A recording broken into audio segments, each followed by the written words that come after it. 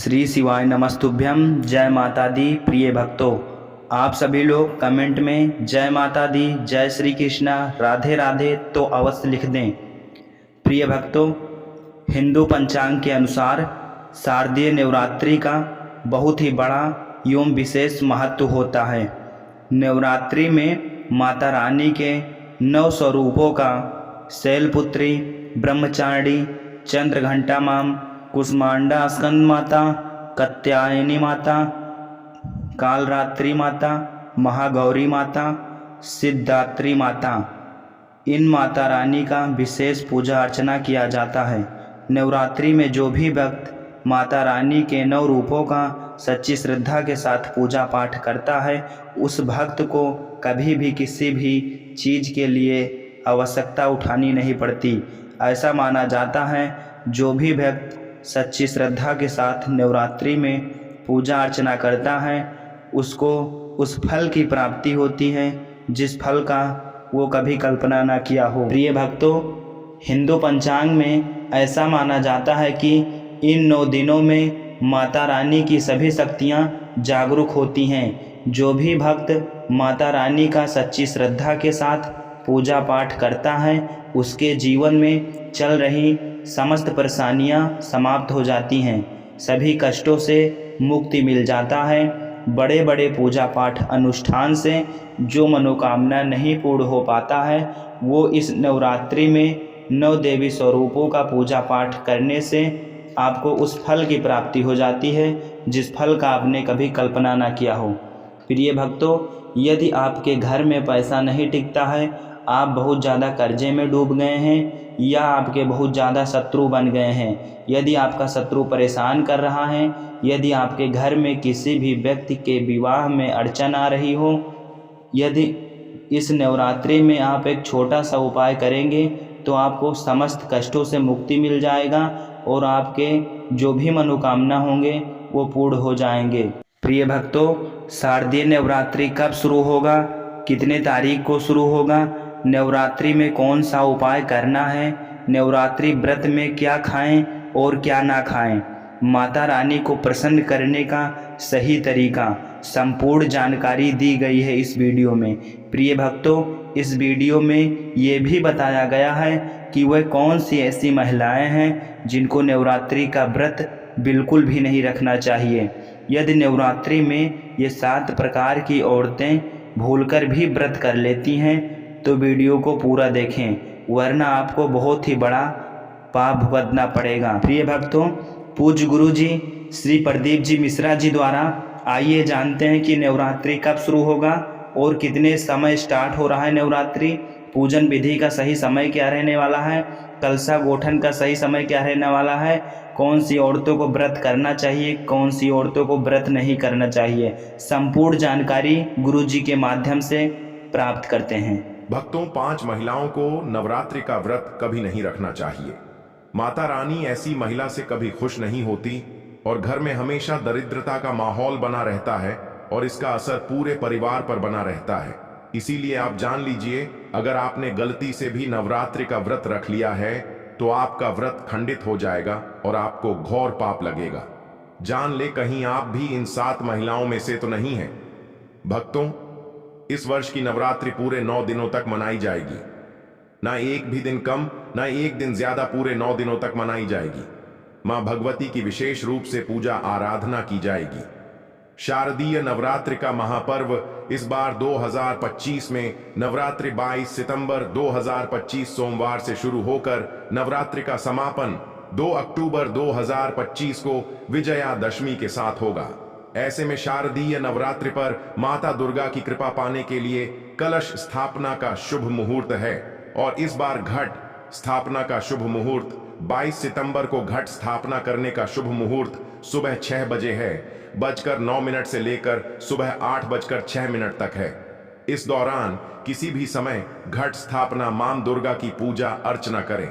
अभिजीत मुहूर्त सुबह 11 बजकर 49 मिनट से लेकर दोपहर 12 बजकर 38 तक है। आप इन दोनों शुभ मुहूर्त में घट स्थापना कर सकते हैं। भक्तों, अभिजीत मुहूर्त में कलश स्थापना करना बहुत ही शुभ और मंगलकारी माना जाता है। जो भी माता का भक्त नवरात्रों में माता रानी की पूजा शुभ मुहूर्त में करता है तो वह पूजा बहुत ही शुभ और मंगलकारी मानी जाती है। इससे समस्त देवी देवताओं की कृपा प्राप्त होती है और पूजा पाठ का फल कई गुना फल भक्तों को प्राप्त होता है। भक्तों, इस बार के नवरात्रि बहुत ही शुभ और मंगलकारी मानी जा रही हैं। घर में सुख समृद्धि धन दौलत और शांति प्रदान करती है तथा घर से गरीबी और दरिद्रता का नाश करती है। घर में माता रानी का आगमन होता है। लेकिन क्या आप जानते हैं, कुछ ऐसी महिलाएं भी हैं जो इस व्रत को ना रखें तो अच्छा है, नहीं तो आपको माता रानी के क्रोध का सामना करना पड़ सकता है। मान्यताओं के अनुसार आज हम जिन महिलाओं के बारे में बात करने वाले हैं उन्हें नवरात्र के व्रत से हमेशा दूर रहना चाहिए, नहीं तो आपके साथ कुछ बुरा हो सकता है। आपका पति किसी संकट में आ सकता है। तो चलिए भक्तों जानते हैं। भक्तों, नवरात्रि का व्रत शास्त्रों के अनुसार अगर आप किसी भी व्रत को दिखावे के तौर पर करते हैं तो यह घोर पाप माना जाता है। ऐसा करने से आप देवी देवताओं का मजाक ही नहीं उड़ाते बल्कि आप पाप के भागीदार भी बनते हैं। मां भगवती ऐसे लोगों से कभी प्रसन्न नहीं होती बल्कि उसको बर्बाद कर देती है। मां दुर्गा तभी प्रसन्न होती हैं जब आप सच्चे दिल से उन्हें पुकारें, पूजा पाठ और शास्त्रों का पालन करें। भक्तों, नंबर 2, तलाकशुदा महिला। शास्त्रों के अनुसार जो महिला शादीशुदा या पुरुष तलाकशुदा है, ऐसे अगर पति पत्नी में अनबन होते हैं तो वे लोग नवरात्रि का व्रत कभी ना रखें। ऐसा करने से मां दुर्गा कभी खुश नहीं होती। आपकी जानकारी के लिए बता दें, शादी 2 दिलों का बंधन है जिसके बंधन में आजीवन रहना होता है, ना कि अलग अलग। माता रानी टूटे हुए जोड़े को स्वीकार नहीं करती। टूटे हुए जोड़े का व्रत रखना, पूजा पाठ करना शुभ नहीं माना जाता है, बल्कि माता रानी तब प्रसन्न होती है जब बंधन में हो। खासतौर से अगर पति पत्नी अगर साथ में व्रत रखें तो माता रानी सबसे अधिक प्रसन्न होती हैं और बहुत ही शुभ वरदान देती है। भक्तों, ऐसे में मां भगवती बहुत प्रसन्न होती है। इसीलिए दोनों को मिलकर पूजा पाठ करना चाहिए, ना कि अलग अलग। भक्तों, नंबर 3, चरित्रहीन महिलाओं को नवरात्रि का व्रत कभी नहीं रखना चाहिए। और यह बात उन चरित्रहीन पुरुषों पर भी लागू होती है जो जगह जगह मुंह मारते रहते हैं। जब शरीर की पवित्रता व्यक्ति की खत्म हो जाती है तब वह मैल ही नहीं बल्कि पापी भी कहलाता है। इसीलिए आपकी पूजा कभी सफल नहीं हो सकती। यह व्रत आप कभी ना रखें। भक्तों, नंबर 4, अगर आपको बार बार गाली देने की आदत है तो आप जितनी जल्दी हो सके इस आदत को छोड़ दें। अगर माता रानी को प्रसन्न करना है तो घर में लड़ाई झगड़ा छोड़ दें, क्योंकि जिस घर में लड़ाई झगड़ा होता है उस घर में माता रानी कभी नहीं आती है। और व्रत में पूजा पाठ करना है तो जुबान से अधिक मीठे बोली ही बोले, ज्यादा कड़वे बोली। माता सरस्वती का अपमान होता है और आप पाप के भागीदार बन जाते हैं। भक्तों, नंबर 5, अगर आपको कोई गहरी बीमारी है तो आप इस व्रत को ना रखें। जैसे उदाहरण के तौर पर शुगर की बीमारी, दिल की बीमारी, हार्ट अटैक, शरीर में कमजोरी होना, चक्कर आना, बीपी का बढ़ जाना, शरीर में दर्द होना, तो आप यह व्रत कभी ना रखें, नहीं तो आपके साथ कुछ भी हो सकता है। इसीलिए सावधान रहें। नंबर 6, मासिक धर्म में भूलकर भी व्रत नहीं रखें, क्योंकि मासिक धर्म में जो आपके वस्त्र होते हैं वह मैल हो जाते हैं, इसलिए पूजा पाठ नहीं करना चाहिए। नंबर 7, जो महिलाएं अपने पति का अपमान करती वे व्रत ना ही रखें तो अच्छा है, क्योंकि ऐसी महिलाएं का पूजा मां दुर्गा कभी स्वीकार नहीं करती, बल्कि घोर पाप लगता है। भक्तों, नवरात्र आ चुकी है। ऐसे में यह चीज घर में लाने से माता रानी खुशी खुशी अपने घर में चली आती है। इस चीज को घर लाने से माता रानी अवश्य प्रसन्न होती है। यही चीज नवरात्रों पर घर में लाना बहुत ही शुभ और मंगलकारी माना जाता है। तो चलिए जानते हैं भक्तों, नंबर 1, 16 श्रृंगार का सामान नवरात्रि के दौरान घर में लाना बहुत ही शुभ और मंगलकारी माना जाता है। ऐसे में घर के बने मंदिर में रखने से जन्म जन्मांतर की गरीबी मिट जाती है और मां दुर्गा की कृपा सदैव घर पर बनी रहती है। पूरे वर्ष माता रानी की कृपा आप और आपके परिवार के ऊपर बनी रहती है। शास्त्रों में बताया गया है कि नवरात्रों के दिनों में 16 श्रृंगार का सामान घर के मंदिर में होना बहुत ही शुभ और मंगलकारी माना जाता है। आप जिस जगह घर में माता की आसन नवरात्रि व्रत करने के लिए स्थापित कर रहे हैं उस जगह पर 16 श्रृंगार का सामान रख दें। ऐसा करने से मां दुर्गा की कृपा सदैव घर पर बनी रहती है। मित्रों, नंबर 2, सोना, चांदी या तांबे के सिक्के जरूर रखें। शास्त्रों के अनुसार सोने, चांदी या तांबे से बनी किसी भी धातु को खास तौर से नवरात्रि के 9 दिनों में पूरे 9 दिनों तक घर के मंदिर में रखने से बहुत ही शुभ और मंगलकारी माना जाता है। नवरात्रि के दिनों में सोना, चांदी, तांबे घर में लाने से इसका फल कई गुना बढ़ जाता है। इसीलिए सोना, चांदी या तांबे के सिक्के माता रानी के पास अवश्य रखें। इससे माता रानी बहुत प्रसन्न होती है। भक्तों, नंबर 3, शंख और गंगा जल। धर्म शास्त्रों के अनुसार नवरात्रों के अवसर पर शंख घर में जरूर लेकर आए। माना जाता है कि जिस घर के मंदिर में शंख नहीं रखा होता तो वहां पर देवी देवता कभी वास नहीं करते। शंख का सनातन धर्म में बहुत ही बड़ा महत्व होता है। नियमित शंख को बजाने पर कई गुना सकारात्मक ऊर्जा प्राप्त होती है और नकारात्मकता ऊर्जा को नष्ट करती है। धन की देवी मां लक्ष्मी अति प्रसन्न होती है। वहीं धर्म शास्त्रों के अनुसार जिस घर के मंदिर में गंगा जल नहीं होता तो वह घर अपवित्र माना जाता है। गंगा जल मंदिर में अवश्य रखा होना चाहिए। यदि आप घर में गंगा जल लाने में असमर्थ हैं तो अपने आसपास किसी पवित्र स्थान, किसी तीर्थ स्थान का पानी लाकर घर में रखें। भक्तों, नवरात्रि में मां सरस्वती का प्रिय मोर पंख घर लाकर घर के मंदिर में रखने से कई सारे फायदे हैं। खास तौर से नवरात्रों के दिनों में मंदिर में मोर पंख जरूर रखें। ऐसा करने से मां दुर्गा बहुत प्रसन्न होती है। भक्तों, अब बात करते हैं माता रानी को नवरात्रि में कौन सी चीजें अर्पित कर सकते हैं। भक्तों, भूलकर भी माता रानी को यह चीजें कभी अर्पित मत करना, नहीं तो सारी जिंदगी बर्बाद रहोगे। जिंदगी भर रोने के सिवा कुछ नहीं मिलेगा। भक्तों, नंबर 1, नारियल। हिंदू धर्म में नारियल को सुख, समृद्धि, धन, श्रद्धा और सम्मान का सूचक माना जाता है। नारियल को श्रीफल भी कहा जाता है। नारियल का हर मांगलिक कार्य में विशेष महत्व होता है।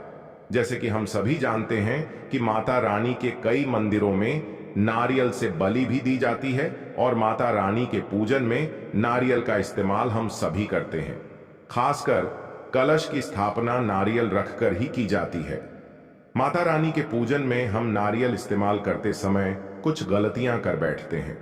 भक्तों, नारियल कई प्रकार के होते हैं। एक जटा वाला, दूसरा सूखा जिसके अंदर पानी होता है।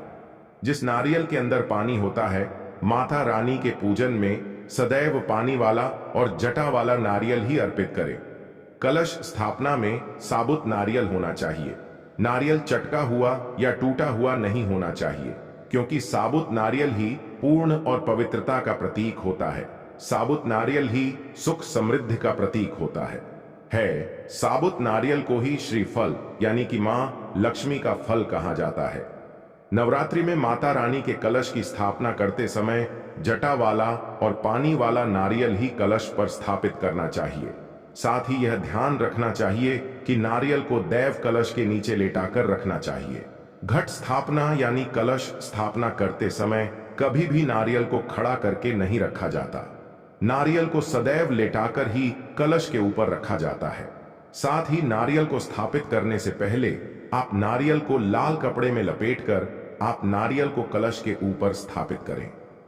शास्त्रों के अनुसार कलश के ऊपर जब सही तरीके से नारियल रखा जाता है और सही प्रकार का नारियल रखा जाता है, तभी ही व्रत और पूजन का पूर्ण फल प्राप्त होता है। यह भी ध्यान रहे कि महिलाएं माता रानी को नारियल अर्पित कर सकती हैं, लेकिन कभी भी माता रानी के सामने नारियल को भूलकर भी ना तोड़ें, क्योंकि नारियल बीज रूप होता है। यानी कि नारियल में बीज होता है और स्त्रियां बीज रूप से ही शिशु को जन्म देती हैं। इसीलिए कभी भी महिलाओं को नारियल नहीं तोड़ना चाहिए। भक्तों, नंबर 2, लौंग। हम सभी माता रानी के पूजा में इस्तेमाल करते हैं, लेकिन लौंग का इस्तेमाल करते समय एक बहुत बड़ी गलती कर बैठते हैं।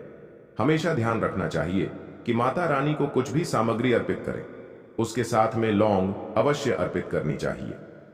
नंबर 3, तुलसी के पत्ते। भक्तों, नवरात्रि में माता रानी को तुलसी के पत्ते अर्पित नहीं करने चाहिए।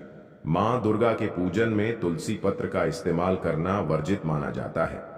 तुलसी पत्र के अलावा आमवला भी माता रानी को अर्पित नहीं करना चाहिए और दूर्वा भी माता रानी को अर्पित नहीं करना चाहिए। नवरात्र में आप भगवान गणेश को दूर्वा अर्पित कर सकते हैं। आप भगवान विष्णु जी को तुलसी के पत्ते अवश्य अर्पित कर सकते हैं, लेकिन माता रानी को भूलकर भी तुलसी के पत्ते या दूर्वा अर्पित ना करें। माता रानी को सफेद फूल भी अर्पित ना करें। माता रानी को सदैव लाल रंग के फूल अर्पित करने चाहिए। लाल रंग के फूल माता रानी को अति प्रिय है। भक्तों, खासकर माता रानी को गुलाब और कमल के फूल अति प्रिय है। मित्रों, इन गलतियों से होती है घर में धन की कमी। अगर आप उन लोगों में से हैं जो जिंदगी में पैसे कमाने के लिए बहुत ज्यादा मेहनत करते हैं, हालांकि इस सब के बावजूद भी आपको जीवन में तरक्की नहीं मिल पा रही है, तो वास्तु की कुछ गलतियां इसका कारण हो सकती है। तो चलिए हम आपको कुछ गलतियों के बारे में बताते हैं। वास्तु शास्त्र के अनुसार घर के वास्तु में जरा सी भी कमी रह जाए तो यह सभी सदस्यों के जीवन पर गहरा प्रभाव डालता है।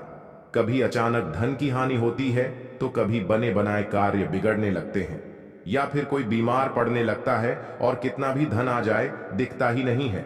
लगातार मेहनत करने के बाद भी अगर इस तरह की समस्याओं का सामना करना पड़ता है, अगर आप घर में वास्तु से जुड़ी कुछ गलतियां कर रहे हैं, तो इससे आपको काफी परेशानी हो सकती है। आप कर्ज में डूब सकते हैं और घर में दरिद्रता आ सकती है।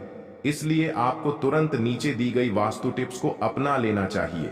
लेकिन उससे पहले अगर आप भी चाहते हैं कि लक्ष्मी माता का आशीर्वाद आप पर बना रहे, तो इस वीडियो को एक लाइक करें और चैनल वास्तु शास्त्र ज्योतिष को सब्सक्राइब कर लें और कमेंट बॉक्स में जय लक्ष्मी माता जरूर लिखें और कमेंट बॉक्स में अपनी राशि डालना मत भूलिएगा।